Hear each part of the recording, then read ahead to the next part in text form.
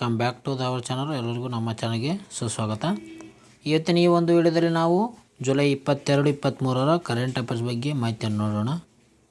ನೋಡೋಕ್ಕಿಂತ ಮುಂಚೆ ನೀವೇನಾದರೂ ನಮ್ಮ ಚಾನಲ್ಗೆ ಹೊಸಬರಾದರೆ ಬೇಗನೆ ನಮ್ಮ ಚಾನಲ್ನ ಸಬ್ಸ್ಕ್ರೈಬ್ ಮಾಡಿಕೊಳ್ಳಿ. ಅದೇ ರೀತಿಯಾಗಿ ಪಕ್ಕದಲ್ಲಿರೋ ಬೆಲ್ ಐಕಾನ್ ಪ್ರೆಸ್ ಮಾಡೋ ಮೂಲಕ ನಾವು ಅಪ್ಲೋಡ್ ಮಾಡೋ ವೀಡಿಯೋನು ಬೇಗನೆ ನೋಟಿಫಿಕೇಶನ್ ಮುಖಾಂತರ ನೋಡಿಕೊಳ್ಳಿ ಫ್ರೆಂಡ್ಸ್. ಹಾಗಾದರೆ ಬನ್ನಿ ಫ್ರೆಂಡ್ಸ್, ಸ್ಟಾರ್ಟ್ ಮಾಡೋಣ. ಮೊದಲನೇದಾಗಿ, ಆಕಾಶ್ ಪ್ರೈಮ್ ವಾಯು ರಕ್ಷಣಾ ವ್ಯವಸ್ಥೆಯನ್ನು ಅಭಿವೃದ್ಧಿಪಡಿಸಿದ ಸಂಸ್ಥೆ ಯಾವುದು? ಇತ್ತೀಚೆಗೆ ಈ ಒಂದು ಆಕಾಶ್ ಪ್ರೈಮ್ ಎಂಬ ಒಂದು ವಾಯು ರಕ್ಷಣಾ ವ್ಯವಸ್ಥೆಯನ್ನು ಅಭಿವೃದ್ಧಿಪಡಿಸಲಾಗಿದೆ. ಅದು ಯಾವುದಂತ ಕೇಳೋರು ಇದು ನೋಡಿ ಪ್ರಶ್ನೆ. ಸರಿಯಾದ ಉತ್ತರ options B, DRDO. Akash prime successful tested in Ladakh by army ಅಂತ ಹೇಳ್ಬೋದು ನೋಡಿ. ಇತ್ತೀಚೆಗೆ ಏನಂದರೆ ಒಂದು ಲಡಾಖ್ ಒಂದು ಪ್ರದೇಶದಲ್ಲಿ ಈ ಆಕಾಶ್ ಪ್ರೈಮು ಉಡಾವಣೆಯನ್ನು ಮಾಡಿ ಯಶಸ್ವಿಗೊಳಿಸಲಾಗಿದೆ. ಓಕೆ, ಇದರ ಬಗ್ಗೆ ನೋಡೋಣ. ಇದರ ಬಗ್ಗೆ ನೋಡ್ತಾ ಇದ್ದರೆ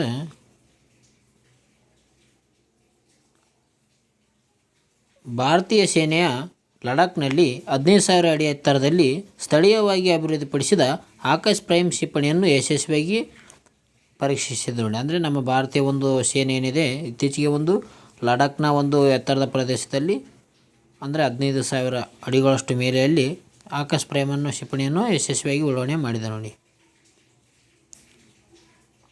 ಈ ಒಂದು ಆಕಾಶ್ ಪ್ರೈಮ್ ಬಗ್ಗೆ ನಾವು ಮಾಹಿತಿ ನೋಡಿಕೊಳ್ಳೋಣ. ಅಂದರೆ ಈ ಆಕಾಶ್ ಪ್ರೈಮ್ ಬಗ್ಗೆ ಮಾಹಿತಿ ನೋಡೋಣ.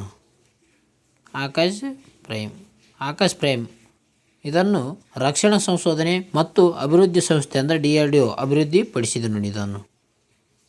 ಇದು ಮಧ್ಯಮ ವ್ಯಾಪ್ತಿಯ ಭೂಮಿಯಿಂದ ಆಕಾಶಕ್ಕೆ ಅಂದರೆ ಸರ್ಫೇಸ್ ಟು ಏರ್ ಮಿಸೈಲ್ ಅಂತ ಹೇಳ್ತೀವಿ ನಾವು, ಚಿಮ್ಮುವ ಕ್ಷಿಪಣಿ ವ್ಯವಸ್ಥೆ ಆಗಿದೆ. ಅಂದರೆ ಏನಪ್ಪ ಅಂತಂದರೆ ಇದೊಂದು ಭೂಮಿಯಿಂದ ಆಕಾಶಕ್ಕೆ ಚಿಮ್ಮಲ್ಪಡುವ ಒಂದು ಕ್ಷಿಪಣಿ ವ್ಯವಸ್ಥೆ ಆಗಿದೆ ನೋಡಿ. ಇದು ಈ ರೀತಿಯಾಗಿ ಭೂಮಿಯಿಂದ ಒಂದು ಆಕಾಶಕ್ಕೆ ಚಿಮ್ಮುವ ಒಂದು ಕ್ಷಿಪಣಿ ಆಗಿದೆ ಅಂತ ಹೇಳ್ಬೋದು. ಅಂದರೆ ಏನಪ್ಪ ಅಂತಂದರೆ ಭೂಮಿಯಿಂದ ಉಡಾವಣೆಯಾಗಿ ಆಕಾಶದಲ್ಲಿನ ಗುರಿಯನ್ನು ಹೊಡೆದುರುಳಿಸುವುದು.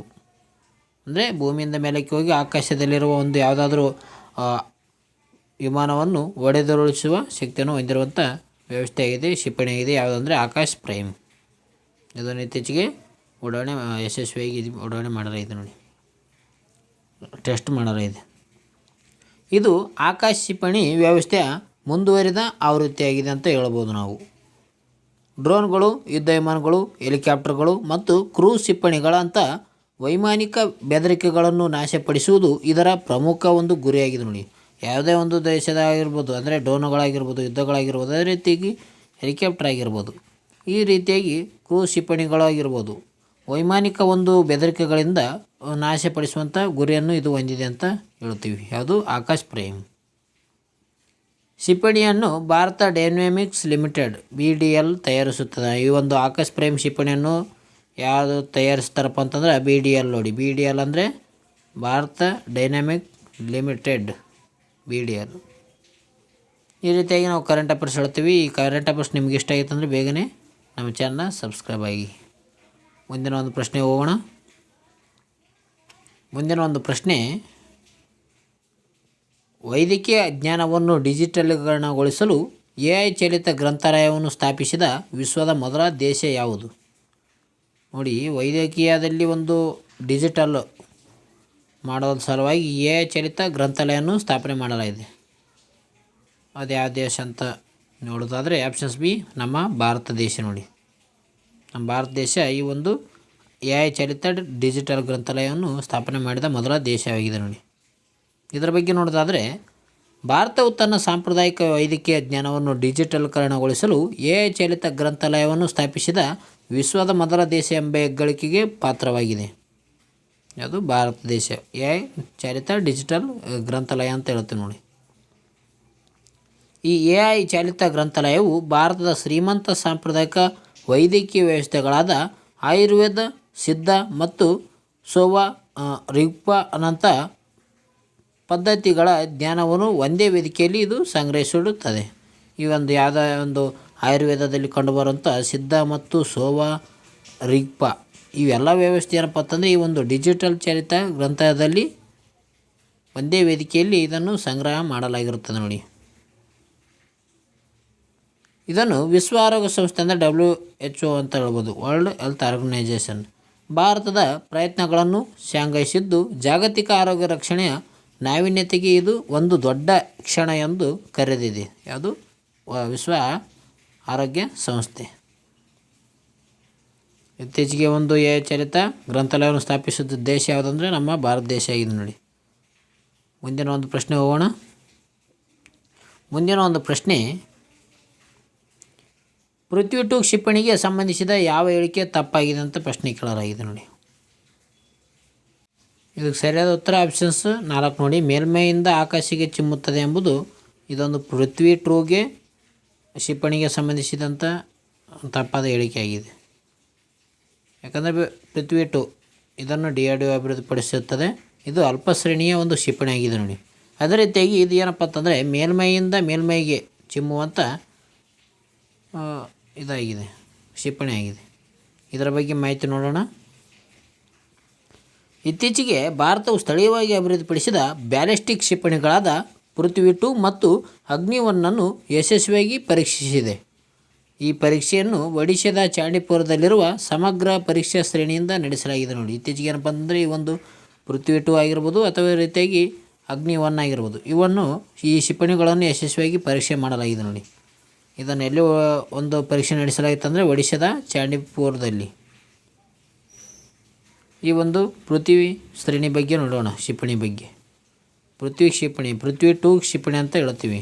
ಇದು ಮೇಲ್ಮೈಯಿಂದ ಮೇಲ್ಮೈಗೆ ಚಿಮ್ಮುವ ಅಲ್ಪ ಶ್ರೇಣಿಯ ಬ್ಯಾಲಿಸ್ಟಿಕ್ ಕ್ಷಿಪಣಿ ಆಗಿದೆ ನೋಡಿ. ಅದು ಏನಪ್ಪ ಅಂತಂದರೆ ಇದೊಂದು ಸರ್ಫೇಸ್ ಟು ಸರ್ಫೇಸ್ ಕ್ಷಿಪಣಿ ಆಗಿದೆ. ಮೇಲ್ಮೈಯಿಂದ ಮೇಲ್ಮೈಗೆ ಚಿಮ್ಮುವ ಒಂದು ಅಲ್ಪ ಶ್ರೇಣಿಯ ಕ್ಷಿಪಣಿ ಯಾವುದು? ಪೃಥ್ವಿ 2. ಇದನ್ನು ಭಾರತದ ರಕ್ಷಣಾ ಸಂಶೋಧನೆ ಮತ್ತು ಅಭಿವೃದ್ಧಿ ಸಂಸ್ಥೆ ಇರುವ DRDO ಇದನ್ನು ಸಮಗ್ರ ಮಾರ್ಗದರ್ಶಿ ಕ್ಷಿಪಣಿ ಅಭಿವೃದ್ಧಿ ಕಾರ್ಯಕ್ರಮದ ಅಡಿಯಲ್ಲಿ ಅಭಿವೃದ್ಧಿಪಡಿಸಲಾಗಿದೆ ನೋಡಿ.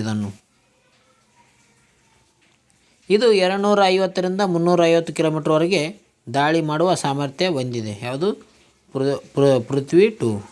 ಅದೇ ರೀತಿಯಾಗಿ ಈ ಒಂದು ಅಗ್ನಿ 1 ಬಗ್ಗೆ ನೋಡೋದಾದರೆ ಇದು ಕೂಡ ಮೇಲ್ಮೈಯಿಂದ ಮೇಲ್ಮೈಗೆ ಚಿಮ್ಮುವಂಥ ಅಂದರೆ ಸರ್ಫೇಸ್ ಟು ಸರ್ಫೇಸ್ ಇರುವಂಥ ಒಂದು ಕ್ಷಿಪಣಿ ಯಾವುದು? ಅಗ್ನಿ 1 ಆಗಿದೆ ನೋಡಿ.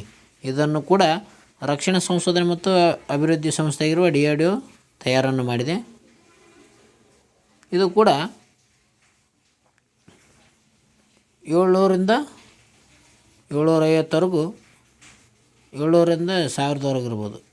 700ರಿಂದ 1000ವರೆಗೂ ಏನಪ್ಪ ಅಂತಂದರೆ ಕಿಲೋಮೀಟ್ರ್ವರೆಗೂ ದಾಳಿ ಮಾಡುವ ಸಾಮರ್ಥ್ಯ ಹೊಂದಿದೆ. ಯಾವುದು ಅಂದರೆ ಅಗ್ನಿ 1. ಓಕೆ, ಮುಂದಿನ ಒಂದು ಪ್ರಶ್ನೆ ಹೋಗೋಣ. ಮುಂದಿನ ಒಂದು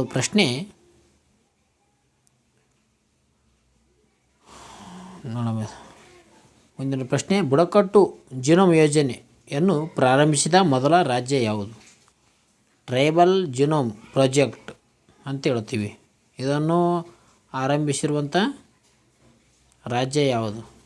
ಇದಕ್ಕೆ ಸರಿಯಾದ ಉತ್ತರ ಆಪ್ಷನ್ಸ್ ಬಿ ಕರ್ನಾಟಕ ರಾಜ್ಯ ಈ ಒಂದು ಬುಡಕಟ್ಟು ಜಿನೋಮ್ ಯೋಜನೆಯನ್ನು ಪ್ರಾರಂಭಿಸಿದ ಮೊದಲ ರಾಜ್ಯ ಆಗಿದೆ ನೋಡಿ. ಯಾವುದು? ಗುಜರಾತ್. ಇದರ ಬಗ್ಗೆ ನೋಡೋಣ. ಗುಜರಾತ್ ರಾಜ್ಯವು ಭಾರತದಲ್ಲಿಯೇ ಮೊಟ್ಟ ಮೊದಲ ಬಾರಿಗೆ ಬುಡಕಟ್ಟು ಜಿನೋಮ್ ಯೋಜನೆಯನ್ನು ಪ್ರಾರಂಭಿಸುವ ಮೂಲಕ ಆರೋಗ್ಯ ಕ್ಷೇತ್ರದಲ್ಲಿ ಒಂದು ಮಹತ್ವದ ಹೆಜ್ಜೆಯನ್ನಿಟ್ಟಿದೆ ಅಂತ ಹೇಳ್ಬೋದು ನಾವು. ಈ ಒಂದು ಯಾವುದು ಗುಜರಾತ್ ರಾಜ್ಯ ಮಾಡಿದೆ ಅಂದರೆ ಇತ್ತೀಚೆಗೆ ಈ ಒಂದು ಭಾರತದಲ್ಲಿಯೇ ಮೊಟ್ಟ ಮೊದಲ ಬಾರಿಗೆ ಬುಡಕಟ್ಟು ಜಿನೋಮ್ ಯೋಜನೆ ಅಂದರೆ ಟ್ರೈಬಲ್ ಜಿನೋಮ್ ಪ್ರಾಜೆಕ್ಟ್ ಇದನ್ನು ಪ್ರಾರಂಭಿಸಿರುವಂಥ ರಾಜ್ಯ ಆಗಿದೆ. ಯಾವುದು? ಗುಜರಾತ್ ರಾಜ್ಯ. ಈ ಮೂಲಕ ಏನಪ್ಪ ಅಂತಂದರೆ ಈ ಒಂದು ಆರೋಗ್ಯ ಕ್ಷೇತ್ರದಲ್ಲಿ ಮಹತ್ವದ ಹೆಜ್ಜೆಯನ್ನಿಟ್ಟಂಥ ರಾಜ್ಯವಾಗಿದೆ. ಅದು ಗುಜರಾತ್ ರಾಜ್ಯ. ಈ ಯೋಜನೆ ಪ್ರಮುಖ ಗುರಿ ಏನೆಂದರೆ ಬುಡಕಟ್ಟು ಸಮುದಾಯಗಳ ಆನುವಂಶಿಕ ಅಂದರೆ ಜೆನೆಟಿಕ್ ಮಾಹಿತಿಯನ್ನು ಸಂಗ್ರಹ, ಉಲ್ಲೇಖ, ದತ್ತಾಂಶಗಳನ್ನು ಕಲೆ ಹಾಕುವುದಾಗಿದೆ ನೋಡಿ. ಒಂದು ಆನುವಂಶಿಕಗೆ ಇವೆಲ್ಲ ಮಾಹಿತಿ ಇರ್ತವಲ್ಲ, ಇವನ್ನು ಸಮಗ್ರ ಉಲ್ಲೇಖ ದತ್ತಾಂಶಗಳನ್ನು ಕಲೆ ಹಾಕುವುದು ಈ ಒಂದು ಯೋಜನೆಯ ಉದ್ದೇಶವಾಗಿದೆ. ಆನುವಂಶಿಕ ದತ್ತಾಂಶವನ್ನು ಬಳಸಿಕೊಂಡು ಬುಡಕಟ್ಟು ಸಮುದಾಯಗಳಿಗೆ ಹೆಚ್ಚು ಪರಿಣಾಮಕಾರಿ ಮತ್ತು ವೈಯಕ್ತೀಕರಿಸಿದ ಆರೋಗ್ಯ ಸೇವೆಗಳನ್ನು ಒದಗಿಸುವುದು ಇದರ ಉದ್ದೇಶವಾಗಿದೆ. ಯಾವುದು? ಈ ಒಂದು ಟ್ರೈಬಲ್ ಜಿನೋಮ್ ಪ್ರಾಜೆಕ್ಟ್ನ ಉದ್ದೇಶವಾಗಿದೆ ನೋಡಿ. ಅದೇ ರೀತಿಯಾಗಿ ಆನುವಂಶಿಕ ದತ್ತಾಂಶಗಳನ್ನು ಬಳಸಿಕೊಂಡು ಆಯಿತಾ, ಈ ಯೋಜನೆಯು ಸಿಕಲ್ ಸೆಲ್ ಅನಿಮಿಯಾ ಮತ್ತು ಥಲಸೆಮಿಯಾ ಅಂತ ಆನುವಂಶಿಕ ಕಾಯಿಲೆಗಳ ಆರಂಭಿಕ ಪತ್ತೆಗೆ ವಿಶೇಷ ಗಮನ ಹರಿಸುತ್ತದೆ. ಏನಪ್ಪ ಅಂತಂದರೆ ಈ ಒಂದು ಸಿಕಲ್ ಸೆಲ್ ಆಗಿರ್ಬೋದು, ಅದೇ ರೀತಿಯಾಗಿ ಈ ಒಂದು ಅನಿಮಿಯಾ ಆಗಿರ್ಬೋದು, ಥಲಸೆಮಿಯಾ ಆಗಿರ್ಬೋದು, ಇವು ಯಾವ್ಯಾವ ಆನುವಂಶಿಕ ಒಂದು ಕಾಯಿಲೆ ಇರ್ತಾವೋ ಅಂಥ ಕಾಯಿಲೆಯನ್ನು ಪತ್ತೆ ಮಾಡಿಗೆಸಿಂದ ಅವಕ್ಕೆ ವಿಶೇಷ ಗಮನವನ್ನು ಹರಿಸುತ್ತದೆ ಈ ಒಂದು ಯೋಜನೆ ನೋಡಿ. ಇದು ಭಾಳ ಇಂಪಾರ್ಟೆಂಟ್ ಆಗುತ್ತೆ ನೋಡಿ. ಅಂದರೆ ಇತ್ತೀಚೆಗೆ ಟ್ರೈಬಲ್ ಜಿನೋಮ್ ಪ್ರಾಜೆಕ್ಟನ್ನು ಆರಂಭಿಸಿದ ರಾಜ್ಯ ಯಾವುದಂದರೆ ಗುಜರಾತ್ ರಾಜ್ಯ. ಓಕೆ, ಮುಂದಿನ ಒಂದು ಪ್ರಶ್ನೆ ಹೋಗೋಣ. ಮುಂದಿನ ಪ್ರಶ್ನೆ, ಟ್ರಾಕೋಮಾಗೆ ಸಂಬಂಧಿಸಿದ ಯಾವ ಹೇಳಿಕೆಯು ತಪ್ಪಾಗಿದೆ? ಇದು ಕೂಡ ಭಾಳ ಇಂಪಾರ್ಟೆಂಟ್ ನೋಡಿ. ಇದು ನೋಡಿ, ಟ್ರಾಕೋಮಾ ಎಂಬುದು ಒಂದು ಕಾಯಿಲೆ. ಟ್ರಾಕೋಮಾಗೆ ಸಂಬಂಧಿಸಿದ ಯಾವ ಹೇಳಿಕೆ ತಪ್ಪಾಗಿದೆ ಅಂತ ಪ್ರಶ್ನೆ ಕೇಳಲಾಗಿದೆ. ಇದಕ್ಕೆ ಸರಿಯಾದ ಉತ್ತರ ಯಾವುದು? ಆಪ್ಷನ್ ಡಿ, ವೈರಸ್ನಿಂದ ಉಂಟಾಗುತ್ತದೆ ಎಂಬುದು ತಪ್ಪಾಗಿದೆ ನೋಡಿ. ಈ ಟ್ರಾಕೋಮಾ ಸಂಬಂಧಿಸಿದಂಥ ಹೇಳಿಕೆಯಲ್ಲಿ ವೈರಸ್ನಿಂದ ಉಂಟಾಗುತ್ತದೆ ಎಂಬುದು ತಪ್ಪಾಗಿದೆ. ಯಾಕಂದರೆ ಇದು ಬ್ಯಾಕ್ಟೀರಿಯಾದಿಂದ ಉಂಟಾಗುತ್ತದೆ ನೋಡಿ. ಅದು ಟ್ರಾಕೋಮಾ ಕಾಯಿಲೆ ಬ್ಯಾಕ್ಟೀರಿಯಾದಿಂದ ಉಂಟಾಗುತ್ತದೆ. ಇದು ಕಣ್ಣಿನ ಮೇಲೆ ಪರಿಣಾಮ ಬೀರ್ತದೆ. ಕಣ್ಣಿನ ಬಗ್ಗೆ ಸಂಬಂಧಿಸಿದಂಥ ಕಾಯಿಲೆ ಆಗಿದೆ ನೋಡಿ. ಯಾವುದು? ಟ್ರಾಕೋಮಾ. ಪ್ರಶ್ನೆ ಕೇಳ್ಬೋದು ಅಂದರೆ ಟ್ರಾಕೋಮಾ ಯಾವುದಕ್ಕೆ ಸಂಬಂಧಿಸಿದೆ? ಕಣ್ಣಿಗೆ ಸಂಬಂಧಿಸಿದಂಥ ಕಾಯಿಲೆ ಆಗಿದೆ. ಭಾರತವು ಟ್ರಾಕೋಮಾವನ್ನು ನಿರ್ಮೂಲನೆ ಮಾಡಿದೆ ನೋಡಿ. ಭಾರತವು ಕೂಡ ಈ ಒಂದು ಟ್ರಾಕೋಮಾವನ್ನು ನಿರ್ಮೂಲನೆ ಮಾಡಿದಂಥ ದೇಶವಾಗಿದೆ. ಇದರ ಬಗ್ಗೆ ಮಾಹಿತಿ ತಿಳಿದುಕೊಳ್ಳೋಣ. ಸೆನೆಗಲ್ ಸಾರ್ವಜನಿಕ ಆರೋಗ್ಯ ಸಮಸ್ಯೆಯಿಂದ ಟ್ರಾಕೋಮಾವನ್ನು ನಿರ್ಮೂಲನೆ ಮಾಡಿದೆ ಎಂದು ವಿಶ್ವ ಆರೋಗ್ಯ ಸಂಸ್ಥೆ ಅಧಿಕೃತವಾಗಿ ತಿಳಿಸಿದೆ ನೋಡಿ. ಅದು ಈ ಒಂದು ಸೆನೆಗಲ್ ದೇಶ ಸಾರ್ವಜನಿಕ ಒಂದು ಈ ಟ್ರಾಕೋಮಾವನ್ನು ನಿರ್ಮೂಲನೆ ಮಾಡಿದೆ ಎಂದು ವಿಶ್ವ ಆರೋಗ್ಯ ಸಂಸ್ಥೆ ತಿಳಿಸಿದೆ. ಈ ದೇಶ ಸೆನೆಗಲ್ ದೇಶ. ಸೆನೆಗಲ್ ಈ ಸಾಧನೆ ಮಾಡಿದ ವಿಶ್ವದ 25ನೇ ಹಾಗೂ ಆಫ್ರಿಕಾದ 9ನೇ ದೇಶವಾಗಿದೆ ನೋಡಿ. ಆಫ್ರಿಕಾದ 9ನೇ ದೇಶವಾಗಿದೆ. ಅದೇ ರೀತಿಯಾಗಿ ಈ ಒಂದು ವಿಶ್ವದಲ್ಲಿ 25ನೇ ದೇಶವಾಗಿ ಹೊರಹೊಮ್ಮಿದೆ. ಯಾವುದು? ಸೆನೆಗಲ್ ದೇಶ ಟ್ರಾಕೋಮಾವನ್ನು ನಿರ್ಮೂಲನೆ ಮಾಡಿರುವಂಥ ದೇಶವಾಗಿದೆ. 2004ರಲ್ಲಿ ಜಿನಸ್ ವರ್ಮ್ ಡಿಸೀಸ್ ನಂತರ ದೇಶದಲ್ಲಿ ನಿರ್ಮೂಲನೆ ಮಾಡಲಾದ 2ನೇ ನಿರ್ಲಕ್ಷ್ಯ ಉಷ್ಣವಲಯದ ಕಾಯಿಲೆಯಾಗಿದೆ ನೋಡಿ. ಇದು 2004ರಲ್ಲಿ ಏನಪ್ಪ ಅಂತಂದರೆ ಈ ಒಂದು ಜಿನಸ್ ವರ್ಮ್ ಡಿಸೀಸ್ ಏನು ಮಾಡಿತ್ತಂದರೆ ಇದನ್ನು ನಿರ್ಮೂಲನೆ ಮಾಡಿತ್ತು. ಈಗ ಅದಾದ ನಂತರ ಈ ಒಂದು ಟ್ರಾಕೋಮಾವನ್ನು ನಿರ್ಮೂಲನೆ ಮಾಡಿದಂಥ 2ನೇ ಉಷ್ಣವಲಯದ ಕಾಯಿಲೆಯನ್ನು ನಿರ್ಮೂಲನೆ ಮಾಡಿದ ದೇಶವಾಗಿದೆ. ಯಾವುದು? ಸೆನೆಗಲ್. ಮೊದಲು ಯಾವುದು ಮಾಡಿತ್ತು? ಜಿನಸ್ ವರ್ಮ್ ಡಿಸೀಸ್. ಇದನ್ನು ಏನು ಮಾಡಿತ್ತು ಅಂದರೆ ನಿರ್ಮೂಲನೆ ಮಾಡಿತ್ತು. ಈಗ 2ನೇದಾಗಿ ಟ್ರಾಕೋಮಾವನ್ನು ನಿರ್ಮೂಲನೆ ಮಾಡಿದೆ. ಈಗ 2ನೇದಾಗಿ ಈಗ ನಾವೇನಪ್ಪ ಅಂತಂದರೆ ಟ್ರಾಕೋಮಾದ ಬಗ್ಗೆ ತಿಳಿದುಕೊಳ್ಳೋಣ. 360 ಡಿಗ್ರಿಯಲ್ಲಿ ನೋಡೋದಾದರೆ ಅಂದರೆ ಟ್ರಾಕೋಮಾದ ಬಗ್ಗೆ ಒಳ ಮಾಹಿತಿ ತಿಳಿದುಕೊಳ್ಳೋಣ. ಟ್ರಾಕೋಮಾದ ಬಗ್ಗೆ ಈ ಟ್ರಾಕೋಮಾ ಎಂಬುದು ಏನಪ್ಪ ಅಂತಂದರೆ ಕ್ಲೆಮಿಡಿಯಾ ಟ್ರಾಕೋಮೊನಿಟಿಸ್ ಎಂಬ ಬ್ಯಾಕ್ಟೀರಿಯಾದಿಂದ ಉಂಟಾಗುವ ಸಾಂಕ್ರಾಮಿಕ ಕಾಯಿಲೆಯಾಗಿದೆ ನೋಡಿ. ಇದೇನಪ್ಪ ಅಂತಂದರೆ ಬ್ಯಾಕ್ಟೀರಿಯಾದಿಂದ ಅಂತ ಬರುವಂಥ ಕಾಯಿಲೆ. ಅದು ಟ್ರಾಕೋಮಾ. ಇದು ಕಣ್ಣಿಗೆ ಸಂಬಂಧಿಸಿದಂಥ ಕಾಯಿಲೆಯಾಗಿದೆ. ಇದು ಕ್ಲೆಮಿಡಿಯಾ ಟ್ರಾಕೋಮೊಟಿಸ್ ಎಂಬ ಒಂದು ಬ್ಯಾಕ್ಟೀರಿಯಾದಿಂದ ಬರ್ತದೆ. ಇದು ಪ್ರಾಥಮಿಕವಾಗಿ ಕಣ್ಣುಗಳ ಮೇಲೆ ಪರಿಣಾಮ ಬೀರುತ್ತದೆ ಅಂತ ಹೇಳ್ತೀವಿ. ಅದ್ರ ಮೇಲೆ ಕಣ್ಣ ಮೇಲೆ ಈ ಒಂದು ಟ್ರಾಕೋಮಾ ಅತಿ ಹೆಚ್ಚು ಪ್ರಭಾವ ಬೀರುತ್ತದೆ. ವಿಶ್ವದಾದ್ಯಂತ ಕುರುಡುತನಕ್ಕೆ ಪ್ರಮುಖ ಇದು ಕಾರಣವಾಗಿದೆ ಟ್ರಾಕೋಮಾ. ಇದು ಸೋಂಕಿತ ಕಣ್ಣು ಅಥವಾ ಮೂಗಿನ ಸಾವಗಳ ನೇರ ಸಂಪರ್ಕದ ಮೂಲಕ ಈ ಸ್ರವಿಕೆಯಲ್ಲಿರುವಿಕೆಯೊಂದಿಗೆ ಸಂಪರ್ಕಕ್ಕೆ ಬರುವ ನೊಣಗಳ ಮೂಲಕ ಹರಡುತ್ತದೆ ನೋಡಿ. ಇದು ಸೋಂಕಿತ ಒಬ್ಬ ವ್ಯಕ್ತಿಯ ಸೋಂಕಿತ ತನ್ನ ಕಣ್ಣಿಂದಾಗಿರ್ಬೋದು ಅಥವಾ ಮೂಗಿನ ಸ್ರಾವಗಳಿಂದ ಅಂದರೆ ಸೀನುವುದ ರೀತಿಯಲ್ಲಿ ಆ ಬ್ಯಾಕ್ಟೀರಿಯಾ ಏನಪ್ಪ ಅಂತಂದರೆ ಇನ್ನೊಬ್ಬ ವ್ಯಕ್ತಿಯ ಮೂಲಕ ಬರುತ್ತದೆ. ಅದೇ ರೀತಿಯಾಗಿ ಸ್ರವಿಸುವಿಕೆಯೊಂದಿಗೆ ಏನಪ್ಪ ಅಂತಂದರೆ ಸಂಪರ್ಕಕ್ಕೆ ಬರುವ ನೊಣಗಳ ಮೂಲಕ ಅಂತ ಹೇಳ್ತೀವಿ. ಅಂದರೆ ಈ ಒಂದು ನೊಣಗಳ ಮೂಲಕ ಆ ವ್ಯಕ್ತಿಯಲ್ಲಿ ಕುಂತು ನಮ್ಮ ಮೇಲೆ ಬಂದು ನಮಗೂ ಕೂಡ ಈ ಒಂದು ಟ್ರಾಕೋಮಾ ಬರುವ ಕಾಯಿಲೆ ಇರ್ತದೆ. ಇದು ಹರಡ್ತದೆ ಅಂತ ಹೇಳ್ತೀವಿ. ಇದೊಂದು ಬ್ಯಾಕ್ಟೀರಿಯಾದಿಂದ ಬರುವಂಥ ದೇಶ ಆಗಿದೆ ನೋಡಿ, ಕಾಯಿಲೆ ಆಗಿದೆ. ಈಗ ನಾವು ಭಾರತ ದೇಶದ ಬಗ್ಗೆ ನೋಡೋಣ. ಅಂದರೆ ಭಾರತವು ಏನು ಮಾಡುತ್ತೆ, ಟ್ರಾಕೋಮಾ ಯಾವಾಗ ನಿರ್ಮೂಲನೆ ಮಾಡಿದ ಅದರ ಬಗ್ಗೆ ಮಾಹಿತಿ ನೋಡೋಣ. ಭಾರತವು ಸಾರ್ವಜನಿಕ ಆರೋಗ್ಯ ಸಮಸ್ಯೆಯಾಗಿದ್ದ ಟ್ರಾಕೋಮಾವನ್ನು ನಿರ್ಮೂಲನೆ ಮಾಡಿದೆ ನೋಡಿ. ಟ್ರಾಕೋಮಾವನ್ನು ನಿರ್ಮೂಲನೆ ನಮ್ಮ ಭಾರತ ದೇಶ ಈಗಾಗಲೇ ಆಲ್ರೆಡಿ ಮಾಡಿದೆ. ವಿಶ್ವ ಆರೋಗ್ಯ ಸಂಸ್ಥೆಯು ಈ ಮೈಲುಗಲ್ಲನ್ನು 2024 ಅಕ್ಟೋಬರ್ನಲ್ಲಿ ಅಧಿಕೃತವಾಗಿ ಘೋಷಿಸಲಾಗಿತ್ತು. ಅಂದರೆ 2024ರಲ್ಲಿ ಏನು ಮಾಡಿದೆ ಅಂದರೆ ನಮ್ಮ ಭಾರತ ದೇಶ ಈ ಒಂದು ಟ್ರಾಕೋಮಾ ಕಾಯಿಲೆಯನ್ನು ನಿರ್ಮೂಲನೆ ಮಾಡಿದೆ ನೋಡಿ. ಭಾರತವು 1963ರಲ್ಲಿ ರಾಷ್ಟ್ರೀಯ ಟ್ರಾಕೋಮಾ ನಿಯಂತ್ರಣ ಕಾರ್ಯಕ್ರಮವನ್ನು ಪ್ರಾರಂಭಿಸಿತು.